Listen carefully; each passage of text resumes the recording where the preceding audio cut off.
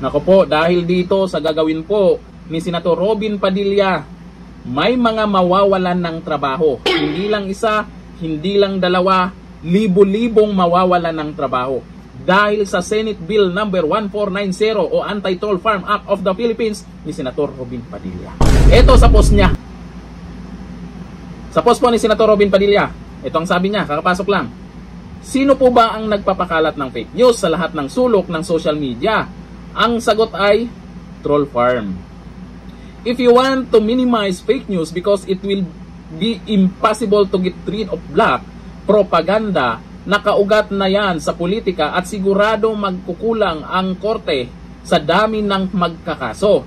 Kaya ang dapat ipasa natin ang Senate Bill number 1490 o Anti-Troll Farm Act of the Philippines para maging proactive ang solusyon, hindi reactive. Naku, may mawawala ng trabaho. Kakabahan na kayo. Malamang susugurin nila dyan sa social media si Robin Padilla. Asahan natin, may paninira ang banat nila kay Senator Robin Padilla. Ayaw nila mawala ng trabaho. Sino-sino kaya ang may troll farm na yan? Pero may video po akong napanood noon. Pero ipapanood ko po sa inyo kung totoo ba ito. Inamin yung tungkol sa troll farm. Ito yung video. Nag-start talaga ito dahil noong 2016 nagpo-protesta tayo, wala tayong makuha na oras sa ABS, wala tayong makuha sa Channel 7, wala tayong makuha sa Inquirer, wala tayong makuha sa Philstar, pinapanatan tayo ng Rappler. Eh, sabi ko, the only option that we have is social media. Kaya June kami nag-concentrate. Kaya nag-hire ako ng libo-libo na troll army. Totoo ba yan? Eh baka naman sa mga tagapagtanggol dyan, mga loyalista nga, paki-comment naman dyan kung totoo yan. Siya ba talaga nagsasalita dyan? Eh malamang sasabihin nyo na naman. AI yan. Dati pang video yan, kalat na yan. Siyempre, makikinig din tayo paminsan-minsan sa mga tagapagtanggol ni Dunyor. Malamang, alam na namin yung palusot nyo dyan. AI yan. Oo, AI yan. O sige, sige na. AI na. Bahala na kayo, AI na. Pero sa video yan, marami nang nakapanood niyan. Kaya pinilay nang natin kasi usapin po tayo ng troll farm dito sa gagawin ni Senator Robin Padilla. Libo-libong, kung totoo man na, hindi natin alam yung sinasabi diyan sa video kung totoo man o hindi.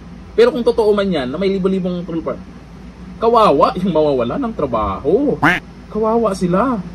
Malamang, sigurado ako sa post na yan ni Senator Robin Padilla. Pansinin nyo, may kokontra yung profile, nakalak pa. O ayon dito sa mga nagkomento.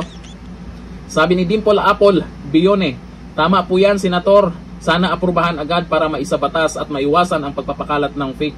Nako, yung mga hindi susuporta dyan, baka may senador na hindi sumuporta dyan, o kung sino man na hindi susuporta dyan, baka may troll farm. Pero abangan natin, maraming susuporta dyan kasi para naman yan sa lahat. Eh yung may page pa nga, may kilalang personalidad na may page siya. Pag nag-post, baka agad ng mga komento, ang gaganda ng magko-comment sa kanya. Pero napapansin ko, yung mga nagko-comment, minsan nagkakamali pa, pare-parehas, copy-paste, pero iba-iba yung pangalan. Pag pinindot mo yung pangalan, nakalock profile pa. Yung iba, nagagawa lang ah. Malay natin, supporters talaga nila yon. Sabi ni Copy Native, mga pink, may hacienda sila ng trolls. Paano mo nalaman? Paano mo nasabi? Magagalit na naman ang mga pink ina niyan. Hindi totoo yan. Wala silang pagganyan-ganyan. Malamang sasabihin na naman nila, DDS ang may mga ganyan. Yung budget, kanino ba? Sino ba may budget ngayon? Pagdating sa milyon, bilyon na pag-usapan, eh kung sino yung may budget, eh sila yung may hawak kung paano bayaran yung mga troll farm. Kasi may mga bayad yan, malamang. Eh kung wala namang budget, eh kung ikaw troll farm, kung meron kang hacienda talaga, grabe, kadami, libo-libo talaga yan. Kung meron kang hacienda ng mga trolls, doon ka ba sa client mo na walang pera, walang budget? Siyempre, doon ka sa may budget. Doon ka sa may bilyon-bilyon na budget. Sino ba ang may budget?